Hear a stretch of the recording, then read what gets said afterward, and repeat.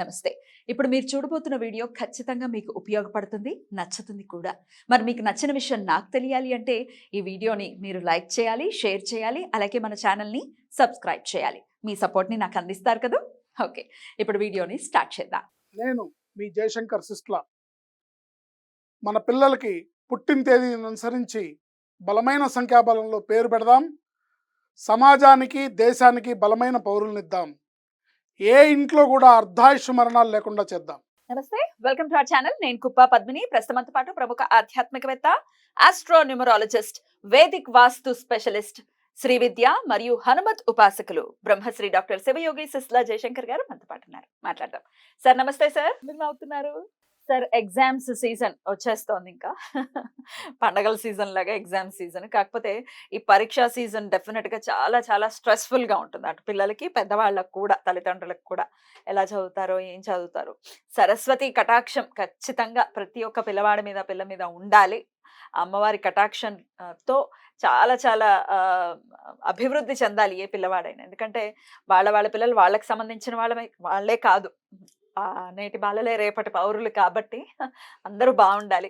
మరి పిల్లల ఎగ్జామ్స్ రీత్యా ఎలా సార్ ఆ స్ట్రెస్ ని హ్యాండిల్ చేయడానికి కావచ్చు, లేకపోతే కొంతమంది పిల్లలు మనం అబ్జర్వ్ చేస్తుంటాం, తల్లిదండ్రులు చెప్తారు బాగా చదువుతాడండి, ఎగ్జామ్ దగ్గర మర్చిపోతాడు.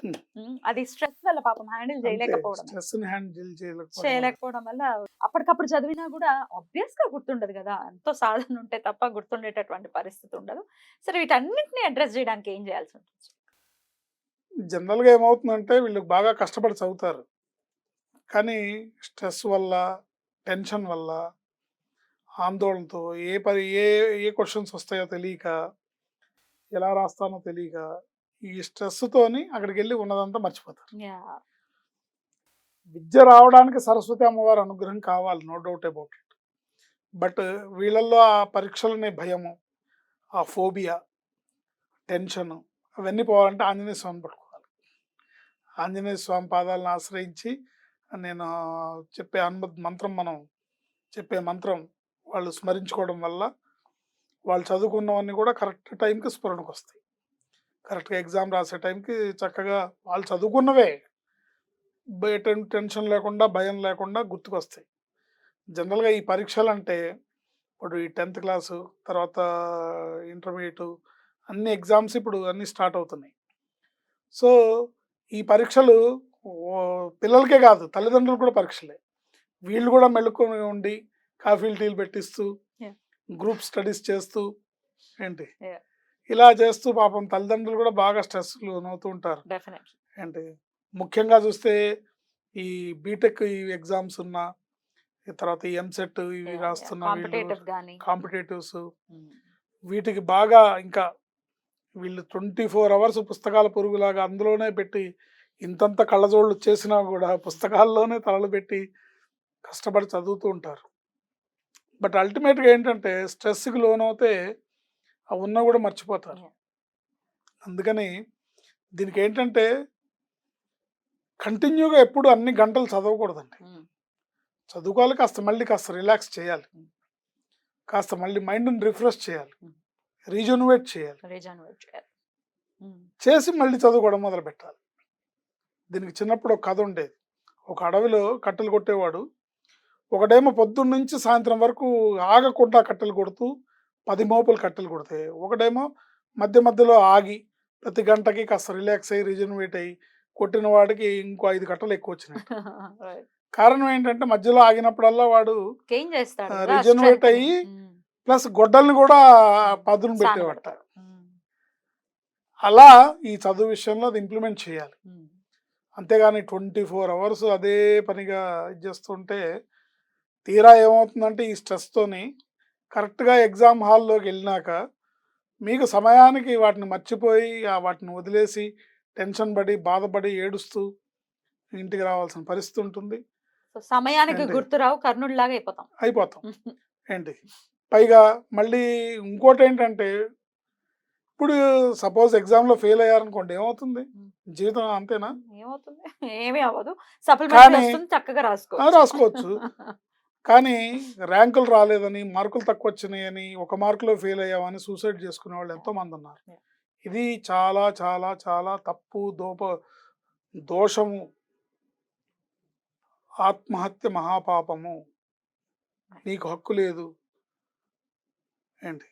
సో అలాంటి వాళ్ళందరికీ, ఈ మెంటాలిటీ ఉన్న వాళ్ళందరికీ కూడా చక్కగా చదువు వస్తుంది ఏంటి, ధైర్యం. చదువుకున్నవి బాగా గుర్తుంటాయి, బాగా రాయగలుగుతారు, ధైర్యంగా ఉంటుంది, ఎటువంటి భయం లేకుండా మీరు నిర్భయంగా ఉండడమే మీకు అన్ని సగం మర్చిపోకుండా చదువుకున్నామని. ఏముంది, సంవత్సరం మొత్తం చదువుకున్నవేగా ఏంటి.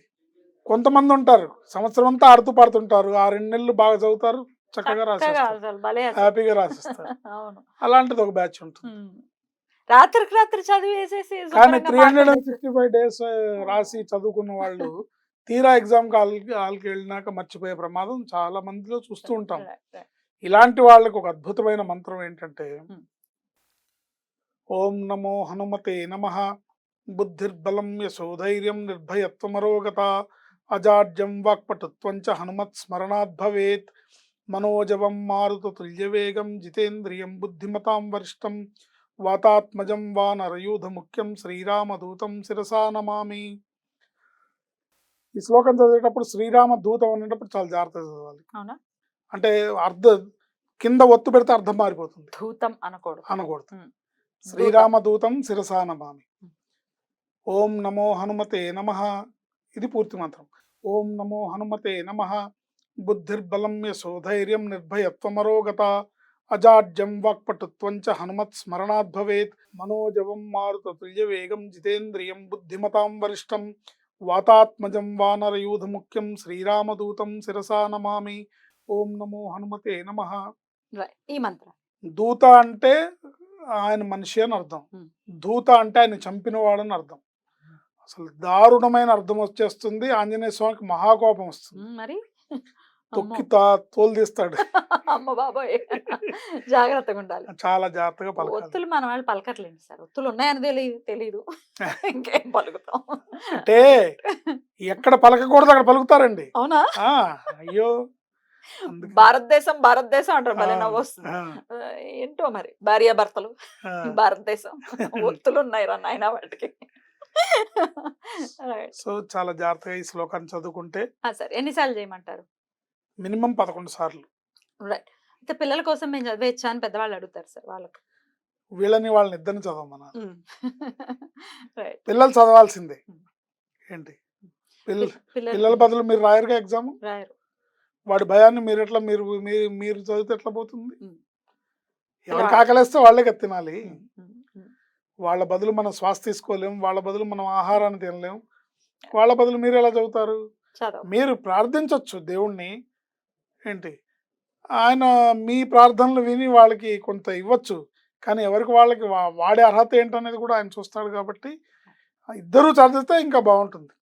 అసలు ఇన్ జనరల్ గా కూడా ఇది ఆఫ్టర్ ఎగ్జామ్స్ కూడా సార్, అసలు చదువుకునే ముందు అసలు చక్కగా ఈ మంత్రం కొంచెం వాక్పటిమ, హనుమత్ స్మరణాత్ భవేత్, ఆంజనేయ స్వామి స్మరిస్తే ఇవన్నీ ఇస్తారు. అద్భుతం సార్, చాలా చాలా అవసరమైనటువంటి విషయం చాలా చక్కగా ప్రేక్షకులకి అందించినందుకు కృతజ్ఞతలు తెలియజేస్తూ నమస్కారం సార్. ఆయుష్మతి.